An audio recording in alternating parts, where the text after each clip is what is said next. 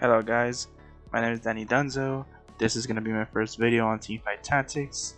Before I begin with this video, I'd like to preface everything by saying that this is personally my opinion. Everything has worked well for me. I understand this might not be, what other top streamers are saying, but I feel like instead of just repeating what everyone's saying, I should be more genuine and explain to you guys what I did to get to Masters. This is what worked for me personally best. Everybody has a different style. Maybe this works for you, maybe this doesn't. Well, regardless, please like, please subscribe, please give your opinions on the comments below. And well, let's start.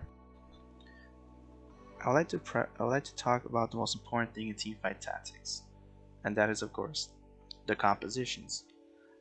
This is an auto battler, a genre of games which you don't have any control over your units in terms of what they do in combat. This means that you, of course, have to put all the pieces of yourself on the board.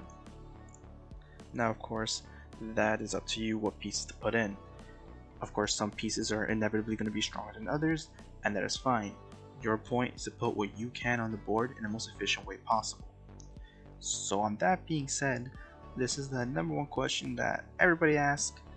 People honestly fight about this at times. There's a bunch of mixed messages with different opinions, but I'm going to answer the question: can you or should you force comps?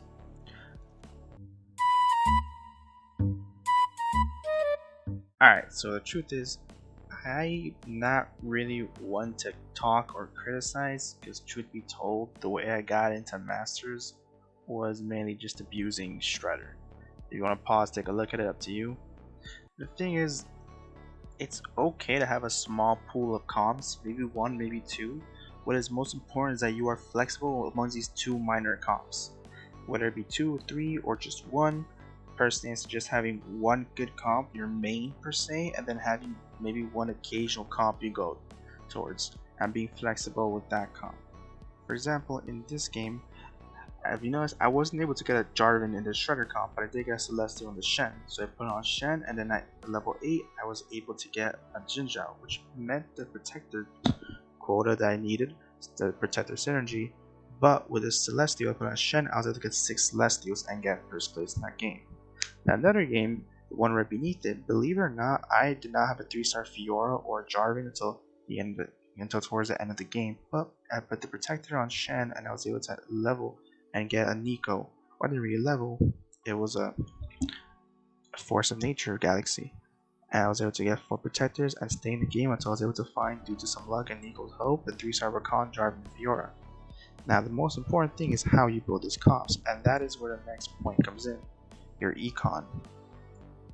Now again, let me preface this by saying one more time, this is how I personally do things. I am not saying that I created these.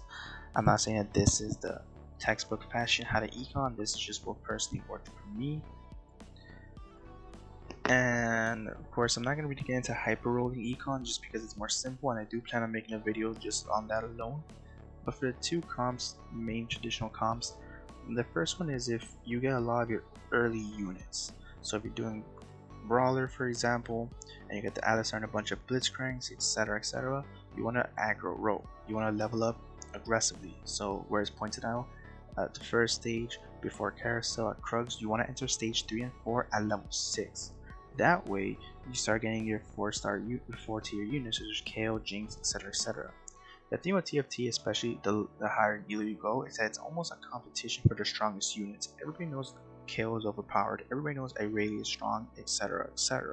A lot of people are going after them, but 4-star units only have a total of, I believe, 12 in the bank at 8 players. So you can imagine the fight that's going on for it.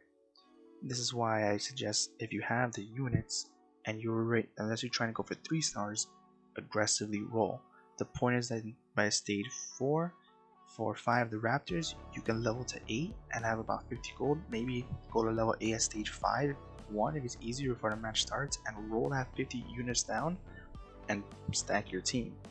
The reason why you only want to do this, if you say you're going, I don't know, Celestial, Chrono KO, and you already have the Xayah, etc., or Cybernetics, and you already have Leon and Fiora, is you don't want to level up too fast only to find yourself missing a tier 1 unit to complete your comp. It's hilarious, but I've had games where I've had Echo, but I can't find a Leona or Fiora, and it becomes harder and more difficult to find them as the game progresses. But you might be wondering, what about the econ?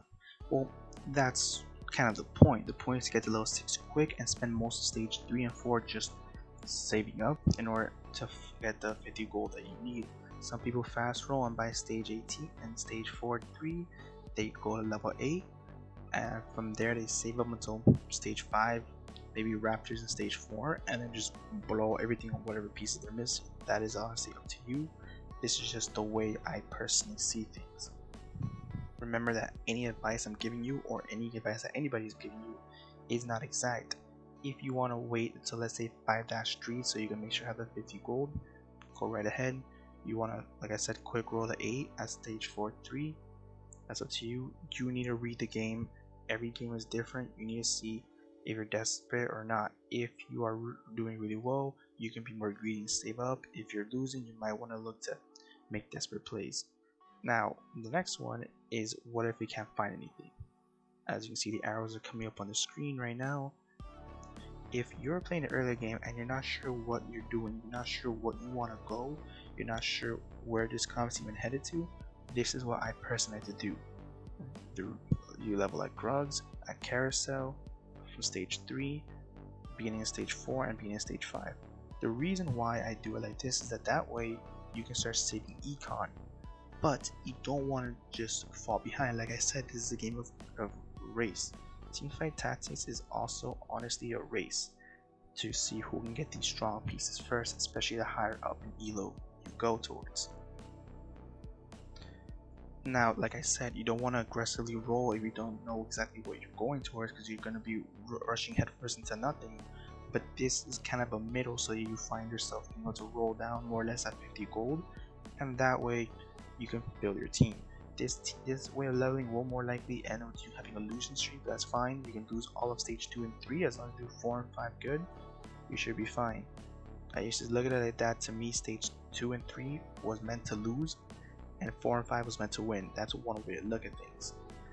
Now, so to that, what else is there to say? This is the most important advice I can give you. For me personally, and this actually applies to solo queue, it's very cliche, but it's your mental. Look, enter every game, or enter anything you do in life, not to sound too melodramatic, but anything you do in life, always enter with the mindset that it's not gonna go your way, as morbid as it sounds.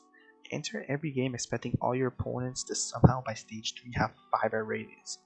Don't ever enter with the idea that, oh, this is going to be a free win, because it's not. Whenever you lose LP, whether you solo queue here or when you lose money in, say, gambling, the brain's initial response is to want to get it back. You lost something, get it back. You lost 20 LP, that's fine. Next game, you know what, I'll get first and get 40. But I don't know who said this. It wasn't me who came up with this. It was probably some dude much smarter. But he said that the rule of all disappointment is expectations. Some games just won't go your way, and that's okay. This is why if you watch any streamers, funny enough, most of them will start the game off and saying, oh, this is a free win, this is an 8th, this is fuck, etc, etc, and then constantly change what they're saying. What looks like a lost cause might be a free win. What looks like a free win might be a lost cause. The tide of this game changes quickly, and also don't be greedy. For example, if you think the game is a lost cause and you really think that you're just not going to win, go for a 5th.